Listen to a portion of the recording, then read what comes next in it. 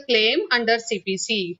Now students, this is the topic which we have already discussed, and today we are going to see the PPT in respect to this particular topic, and we would try to understand it in a proper way. Now the counter claim has been provided under Order 8 Rule 6A to Rule 6G. Now what is this counter claim? It is an additional plea available to the defendant. As you remember, हमने जब WS किया था तब हमने order 8 में WS में ऐसा बताया था आपको कि जो डिफेंडेंट है उसके पास में दो प्लीज अवेलेबल होती है। एक प्ली होती है सेट ऑफ की और एक प्ली होती है काउंटर क्लेम की। तो जो बेसिकली प्ली अवेलेबल है हमारे पास में काउंटर क्लेम के नाम पे, ये प्ली भी as a matter of defence basically defendant use कर सकता है। अब ये एक तरीके का एडिशनल प्ली अवेलेबल होता है डिपेंडेंट को। Set of and counter claim जो है ये देखा जाए तो दोनों भी प्ली डिपेंडेंट के पास में अवेलेबल है। ये एक तरीके का क्लेम होता है जो प्लेंटिफ के अगेंस्ट में प्लेंटिफ के द्वारा फाइल किए गए सूट के अंदर ही WS फाइल करते वक्त में हम रेज करते हैं, यानी हम मतलब कौन, डिफेंडेंट रेज करता है।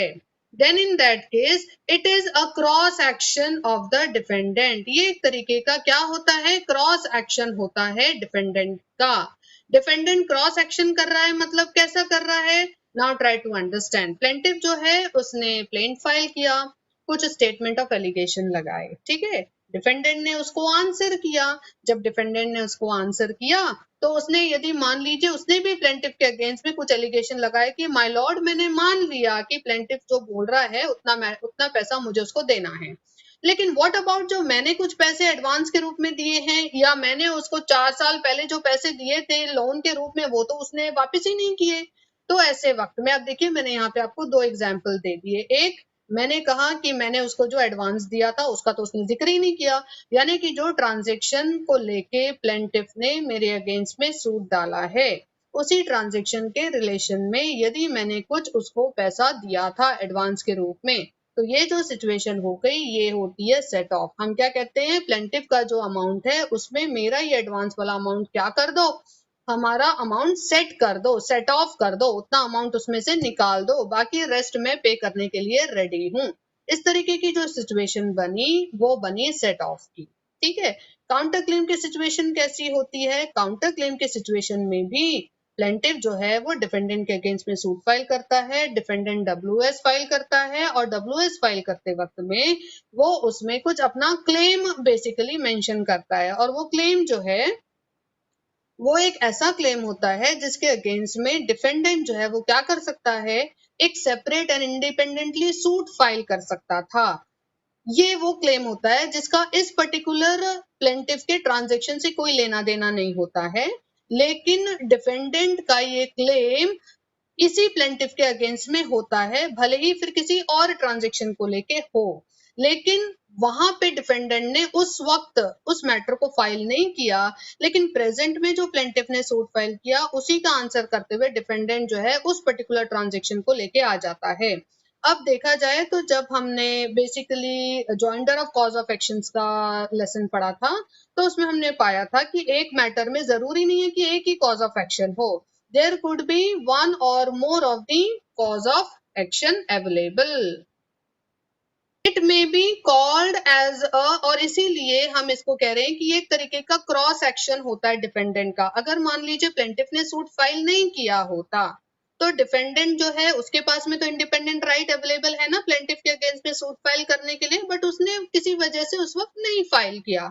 बट एक्चुअली नहीं फाइल किया इसका ये मतलब थोड़ी ना है कि उसको राइट ही नहीं है, उसको राइट तो है। तो वो राइट जो है अभी प्लेंटिफ के द्वारा फाइल किए गए मैटर में क्या करना चाहता है, अपना राइट एक्सरसाइज करना चाहता है, और इसीलिए एक तरीके का ये क्रॉस एक्शन है बाय द डिफेंडेंट। अब ये जो बेसिकली काउंटर क्लेम डिफेंडेंट अपने WS में मेंशन करता है, इसमें डिफेंडेंट जो है to the extent of the amount of counter claim plaintiff बन जाता है, और जो डिफेंडेंट है वो कौन बन जाता है, ओरिजिनल प्लेंटिफ डिफेंडेंट बन जाता है, और वो ओरिजिनल प्लेंटिफ इस पर्टिकुलर डिफेंडेंट के प्लेंट के अगेंस्ट में यानी काउंटर क्लेम का जो प्लेंट है उसके अगेंस्ट में WS फाइल करता है।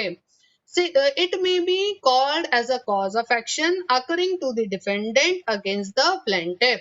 इसे हम ऐसा बोल सकते हैं कि ये काउंटर क्लेम क्या होता है, एक तरीके का कॉज ऑफ एक्शन है जो डिफेंडेंट को अवेलेबल है किसके अगेंस्ट में, ओरिजिनल प्लेंटिफ के अगेंस्ट में। But such cause of action must accrue before filing of the return statement by the defendant. But ये जो कॉज ऑफ एक्शन है ये कब अराइज होना चाहिए, ये कब अक्रू होना चाहिए, ये अक्रू होना चाहिए before filing of the return statement by the defendant. कहने का मतलब है कि डिफेंडेंट ने डब्ल्यूएस फाइल करने के पहले। ये कब हो सकता है, या तो प्लेंटिफ के सूट फाइल करने के पहले भी हो सकता है या प्लेंटिफ के सूट फाइल करने के बाद, बट डिफेंडेंट के डब्ल्यूएस फाइल करने के पहले।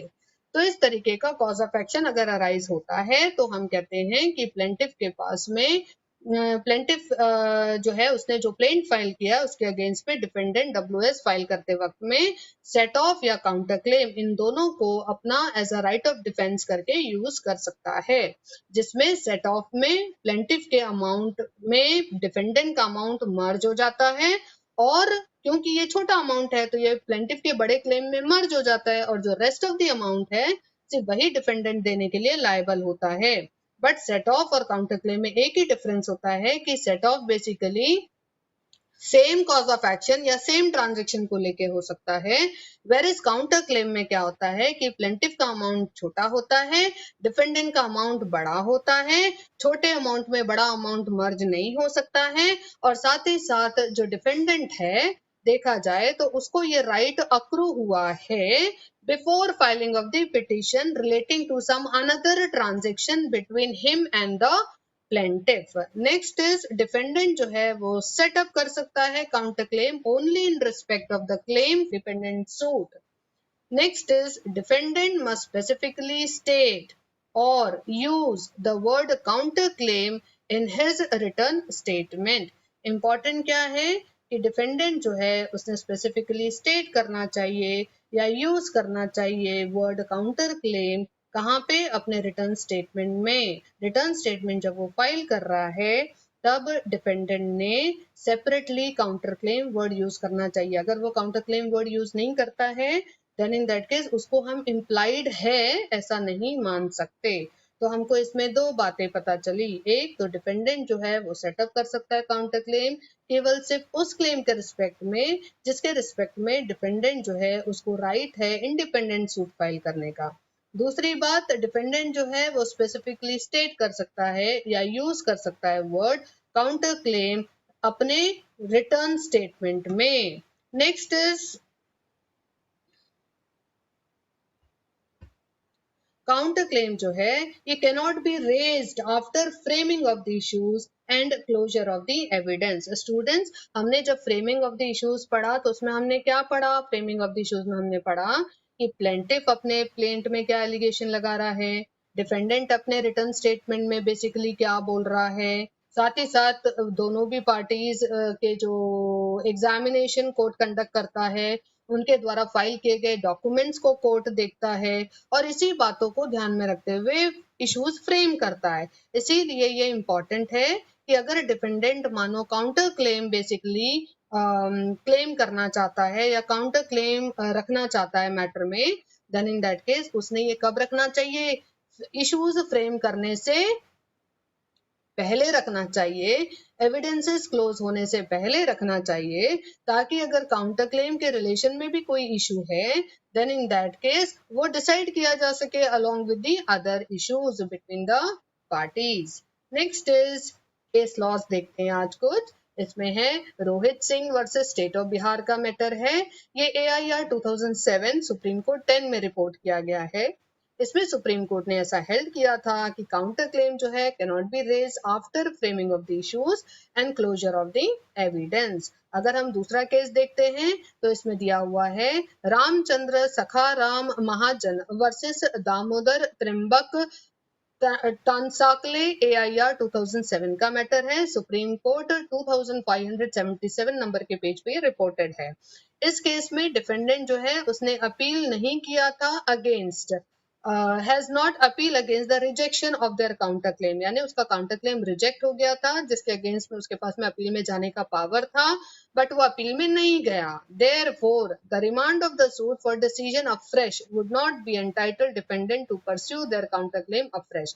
इसीलिए मान लीजिए अगर ऐसा वो मैटर को लेके वापस कोर्ट में आता है, रिमांड चाहता है सूट को कि डिसीजन जो है वो फिर से वापस दिया जाए, उस वक्त उसको अगर मानो सूट को फिर से वापस फ्रेश डिसाइड किया जाए इस तरीके का, अगर उसने प्ली मांगा भी तो भी उसको अभी काउंटर क्लेम फिर से फ्रेशली मांगने के लिए परमिट नहीं किया जाएगा. Since the defendant have not persuaded their counter claim, उसने क्योंकि अपना पहले काउंटर क्लेम परस्यू नहीं किया तो रिजेक्शन जो है उसके काउंटर क्लेम का वो कंफर्म माना जाएगा, stand confirm, and it would not be necessary for a trial court to consider the counter claim afresh. और वो जरूरी नहीं रहेगा ट्रायल कोर्ट के ऊपर कि अब जब ऑलरेडी मैटर डिसाइड हो चुका है और वापस से उसको फ्रेश डिसीजन करने के लिए मांगा जा रहा है, जब पहले डिसाइड हुआ था मैटर उस वक्त डिपेंडेंट ने उसमें कोई काउंटर क्लेम नहीं क्लेम किया था, और अभी जब मैटर डिसाइड हो गया है और जब उसको डिसीजन मान्य नहीं है और वो फिर से डिसीजन फ्रेश डिसाइड करो कि मांग कर रहा है, तो उसको हम काउंटर क्लेम जो है रेज करने का परमिशन नहीं दे सकते. जो उसने पहले नहीं किया वो उसको हम अभी भी नहीं ग्रांट करेंगे. नेक्स्ट इज, ये जो काउंटर क्लेम है इसके इफेक्ट क्या क्या होते हैं. तो जैसा मैंने आपको बोला कि डिफेंडेंट जो है वो WS में काउंटर क्लेम मेंशन करता है. To the extent of the amount of counter claim, उसके WS को हम क्या ट्रीट करेंगे, प्लेन ट्रीट करेंगे, है ना. तो it is treated as a plaint. फिर प्लेंटिव जो है वो एंटाइटलमेंट रखता है कि वो रिटर्न स्टेटमेंट फाइल करेगा ताकि वो आंसर कर सके उस काउंटर क्लेम को. अगर डिफेंडेंट जो है वो ये कहता है कि जो भी क्लेम डिफेंडेंट के द्वारा रेज किया गया है काउंटर क्लेम के रूप में उसको इंडिपेंडेंट सूट करके रेज किया जाना चाहिए, देन इन दैट केस उसने कोर्ट के सामने इस तरीके का अप्लाई करना चाहिए और मांगना चाहिए ताकि सेटल डाउन की जा सके issues between the parties. Counter claim जो है उसको एक क्रॉस सूट का इफेक्ट होता है. If even if the suit is stayed और डिसकंटिन्यूड, अगर मान लो जो ओरिजिनल सूट प्लेंटिफ ने फाइल किया है अगर वो स्टे भी हो जाता है या डिसकंटिन्यूड हो जाता है या डिसमिस हो जाता है या विड्रॉ हो जाता है, तो भी काउंटर क्लेम जो है अकेले उसको हम ऑन मेरिट्स क्या कर सकते हैं, डिसाइड कर सकते हैं, और कोर्ट जो है वो काउंटर क्लेम के बेसिस पे डिक्री पास कर सकता है in favour of the defendant. Court जो है वो फाइनल जजमेंट भी दोनों के ऊपर पास कर सकता है, ओरिजिनल सूट जो प्लेंटिफ ने फाइल किया था as well as counter claim जो डिफेंडेंट ने पास किया है, दोनों भी बातें सेम सूट में कोर्ट उनके ऊपर क्या कर सकता है, फाइनल जजमेंट दे सकता है. यहाँ पे फाइनल जजमेंट दो होंगे, सूट एक है पर फाइनल जजमेंट दो है. एक फाइनल जजमेंट प्लेंटिफ के द्वारा फाइल किए गए सूट के ऊपर है और दूसरा फाइनल जजमेंट जो है कोर्ट में डिफेंडेंट के द्वारा फाइल किए गए काउंटर क्लेम के ऊपर दिया जाएगा. So this is the effect of the counter claim. Now students, let us see the difference between the legal set off and the counter claim. हमने इसके पहले सेट ऑफ देखा, सेट ऑफ में हमने equitable set of and legal set of के बीच में difference देखा. अभी हम legal set of and counter claim के बीच में डिफरेंस देख रहे हैं.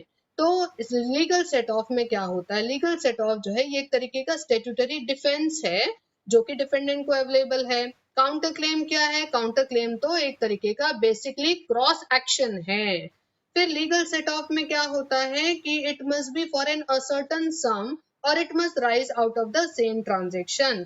सेट ऑफ जो है वो basically ascertained sum of money के लिए होना चाहिए या फिर सेम ट्रांजेक्शन से अराइज होना चाहिए जिस ट्रांजेक्शन को लेके प्लेंटिफ ने सूट फाइल किया है.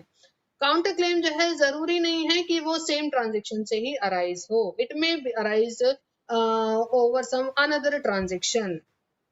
फिर लीगल सेट ऑफ में the amount must be recoverable at the date of the suit.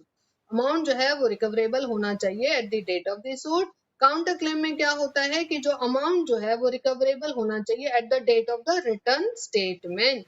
जब डिफेंडेंट प्लेंटिफ के द्वारा फाइल किए गए प्लेन का रिटर्न स्टेटमेंट फाइल कर रहा है, when defendant claims an amount below or up to the suit claim, it is set off in strict sense. इसे हम दूसरे एक आसान शब्दों में ऐसा बोल सकते हैं कि जब डिफेंडेंट क्लेम करता है अमाउंट को, ऐसा अमाउंट जो कि प्लेंटिफ के अमाउंट से कम है, देन इन दैट केस ऐसे वक्त में उसे हम सेट ऑफ बोल सकते हैं।